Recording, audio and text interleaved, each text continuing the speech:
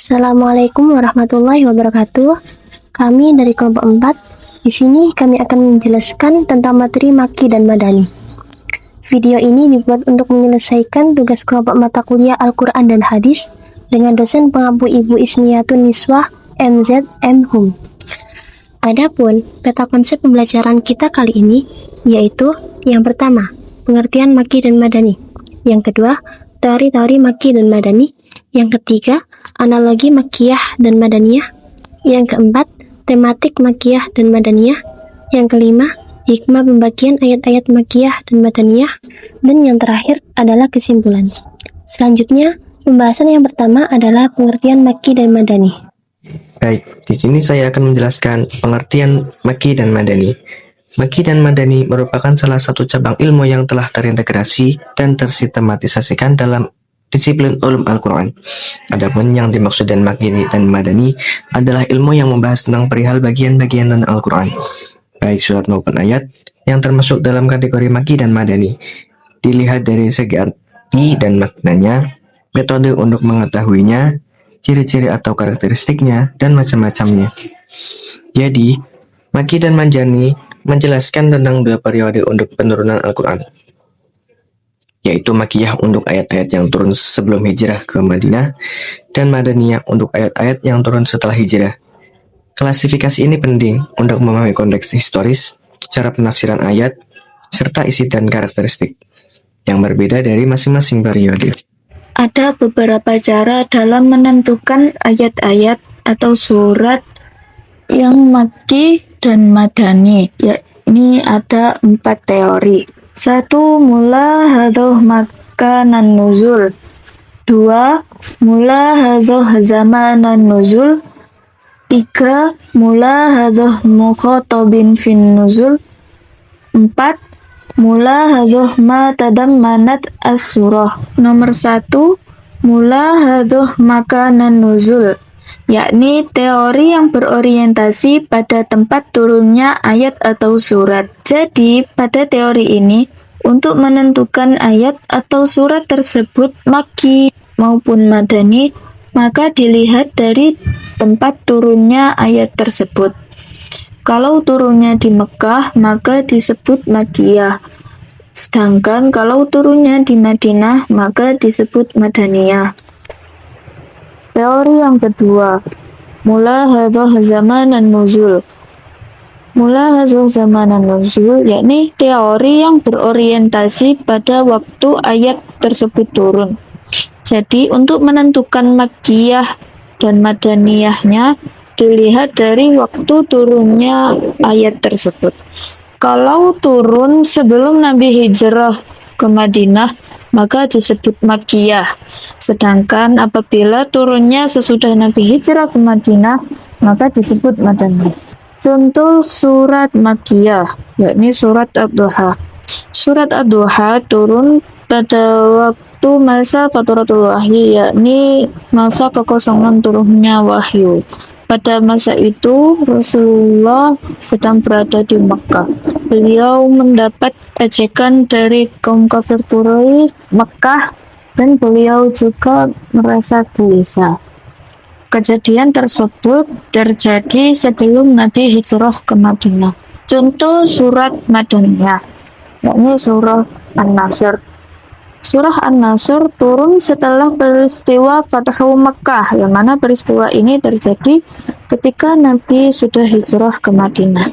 Teori yang ketiga, yakni teori mula hadhoh mukhatabin fin nuzul, yakni teori yang berorientasi pada subjek yang dikhitobi atau yang dihadapi dalam ayat tersebut.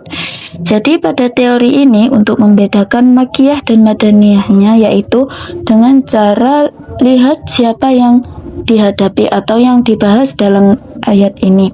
Kalau ayat yang Makkiyah itu ditujukan kepada masyarakat Makkah, kalau ayat Madaniyah itu ditujukan kepada masyarakat Madinah. Untuk membedakan ini juga bisa dilihat pada kalimat seruannya. Pada surat atau ayat yang Makkiyah biasanya terdapat seruan ya ayyuhan nas, ya bani Adam, ya ayyuhal kafirun. Sedangkan untuk ayat atau surat yang madaniyah biasanya terdapat seruan ya ayyuhalladzina amanu. Contoh yang makkiyah yakni pada surat Al-Kafirun ayat 1. Ya ayyuhal kafirun. Contoh yang madaniyah yakni pada surat Al-Baqarah ayat 104. Ya ayyuhalladzina amanu la taqulu ra'ina wa qulu durna wasma'u walil kafirina adzabun alim. Teori yang keempat yakni teori mulahadhah ma tadammanat as-surah, yakni teori yang mendasarkan kriterianya. Jadi untuk membedakan Makki dan Madani dilihat dari isi kandungan ayat atau surat tersebut. Makkiyah biasanya berisi tentang cerita umat dan nabi terdahulu, sedangkan Madaniyah berisi tentang penjelasan hukum hudud, faraid, dan sebagainya. Contoh Makkiyah yakni surah An-Nur, surah Maryam, dan surah Al-Kahfi. Contoh yang Madaniyah yakni surat Al-Baqarah. Dalam surat Al-Baqarah berisi tentang perintah sholat, zakat, puasa, haji, nikah, tolak, dan sebagainya. Analogi surah Makkiyah dan Madaniyah. Surah Makkiyah memiliki sejumlah karakteristik yang membedakan dan memudahkan untuk dikenali. Jadi, ciri-ciri tersebut antara lain sebagai berikut. 1. Umumnya, surah Makkiyah berisi ayat-ayat yang pendek. Yang kedua, pembahasan dalam surah Makkiyah lebih banyak menekankan pada aspek akidah atau keimanan. Yang ketiga, setiap surah yang di dalamnya terdapat ayat sajadah tergolong sebagai surah Makkiyah. Yang keempat, surah yang memuat lafaz kalla juga termasuk Makkiyah. Kata tersebut muncul sebanyak 33 kali dalam 15 surah. Yang kelima, surah yang diawali dengan panggilan Ya ayyuhan nas, yang artinya wahai manusia, atau Ya bani Adam, yang artinya wahai anak Adam, digolongkan sebagai surah Makkiyah. Yang keenam, surah yang dimulai dengan fawatihus suwar, yaitu huruf-huruf pembuka seperti alif lam mim, juga termasuk dalam kategori Makkiyah. Yang ketujuh, setiap surah yang berisi kisah para nabi dan umat terdahulu, kecuali kisah Adam dan Iblis dalam surah Al-Baqarah, termasuk ke dalam golongan surah Makkiyah. Dan selanjutnya yaitu surah Madaniyah, memiliki karakteristik yang khas. Adapun ciri-ciri tersebut antara lain sebagai berikut. Yang pertama yaitu surah Madaniyah umumnya terdiri atas ayat-ayat yang panjang. Yang kedua, kandungannya banyak membahas persoalan sosial, kemasyarakatan, serta hukum-hukum Islam. Yang ketiga, biasanya diawali dengan seruan Ya ayyuhalladzina amanu, yang artinya wahai orang-orang yang beriman, kecuali pada 7 bagian yang menggunakan seruan Ya ayyuhan nas, wahai orang manusia. Yang keempat, surah-surah Madaniyah juga menyinggung tentang golongan munafik, kecuali pada surah Al-Ankabut. Kemudian dari sisi tematik, surah Makkiyah umumnya pendek-pendek dan bernada tegas atau keras. Seringkali di dalamnya terdapat kata-kata sumpah atau qasam, seperti wal 'ashr, wad duha, dan sebagainya. Tema yang dibahas berfokus pada tauhid atau keesaan Allah, risalah kenabian, hari kebangkitan dan pembalasan, serta gambaran tentang surga dan neraka. Surah Makkiyah juga banyak mendebat kaum musyrikin Makkah, baik dengan dalil naqli atau wahyu maupun dalil akli atau logika. Isi kandungannya lebih menekankan pembentukan dasar-dasar keimanan, akhlak, dan pondasi umum hukum syariat.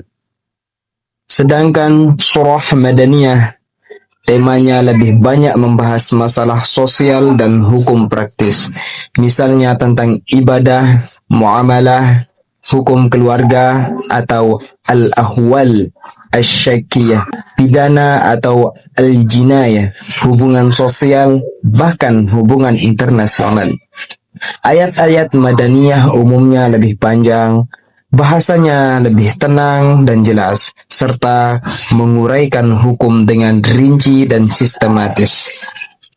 Jadi, secara umum dapat kita simpulkan bahwa Makkiyah menekankan pembentukan akidah dan moral, sedangkan Madaniyah menekankan pengaturan hukum dan kehidupan sosial umat Islam. Selanjutnya, kita akan membahas tentang hikmah atau manfaat dari pembagian ayat-ayat Al-Quran menjadi Makkiyah dan Madaniyah. Pembagian ini bukan hanya untuk membedakan waktu turunnya ayat, tapi juga membantu kita memahami isi dan maknanya dengan lebih dalam. Ayat Makkiyah biasanya turun di Makkah sebelum hijrah Nabi, sedangkan ayat Madaniyah turun setelah hijrah ke Madinah. Nah, dengan mengetahui hal ini, kita bisa lebih mudah menafsirkan Al-Quran sesuai konteks waktu dan situasi turunnya. Berdasarkan kajian Makkiyah dan Madaniyah adalah yaitu yang pertama, sebagai panduan dalam tafsir Al-Quran. Dengan memahami mana ayat Makkiyah dan mana ayat Madaniyah, para ulama bisa menafsirkan ayat dengan tepat sesuai dengan latar belakang dan tujuannya. Misalnya, ayat Makkiyah lebih banyak menekankan tentang tauhid dan keimanan karena saat itu masyarakat Makkah belum mengenal Islam. Yang kedua, membedakan antara ayat nasih dan mansuh. Dalam ilmu Al-Quran, ada ayat yang menghapus atau disebut nasih, dan ada yang dihapus atau disebut mansuh hukumnya. Dengan memahami Makkiyah dan Madaniyah, kita bisa tahu urutan turunnya ayat, sehingga tahu mana hukum yang masih berlaku. Yang ketiga, memahami gaya bahasa dan tujuan dakwah. Ayat Makkiyah bahasanya kuat, singkat, dan tegas karena ditujukan untuk masyarakat yang keras kepala dan belum beriman. Sedangkan ayat Madaniyah bahasanya lebih lembut dan rinci karena ditujukan untuk membimbing umat Islam dalam kehidupan sosial dan hukum. Contoh ayat Makkiyah adalah surat Al-Ikhlas. Ayat ini menegaskan tentang keesaan Allah atau biasa disebut tema tauhid. Ayat seperti ini cocok digunakan untuk dakwah di masa awal Islam karena saat itu masyarakat Makkah masih banyak yang menyembah berhala. Sedangkan contoh ayat Madaniyah adalah surat Al-Baqarah ayat 183 yang berbunyi Ya ayyuhalladzina amanu kutiba alaikumusyyam, yang artinya wahai orang-orang yang beriman diwajibkan atas kamu berpuasa. Ayat ini menunjukkan aturan atau hukum ibadah karena umat Islam waktu itu sudah semakin berkembang dan siap menerima peraturan dari Allah Subhanahu wa taala. Kesimpulan materi ini yaitu Makkiyah adalah ayat atau surat yang turun sebelum Rasulullah SAW hijrah dengan tema utama akidah dan tauhid. Sedangkan Madaniyah adalah ayat atau surat yang turun setelah Rasulullah SAW hijrah dengan tema utama hukum dan kehidupan sosial. Dan pembagian ini berfungsi untuk memudahkan penafsiran, memahami secara dakwah, serta melihat hikmah turunnya Al-Quran secara bertahap. Sekian pembelajaran kita mengenai pengertian Makki dan Madani. Terima kasih sudah menonton video kita dan semoga video ini bermanfaat untuk kalian semua.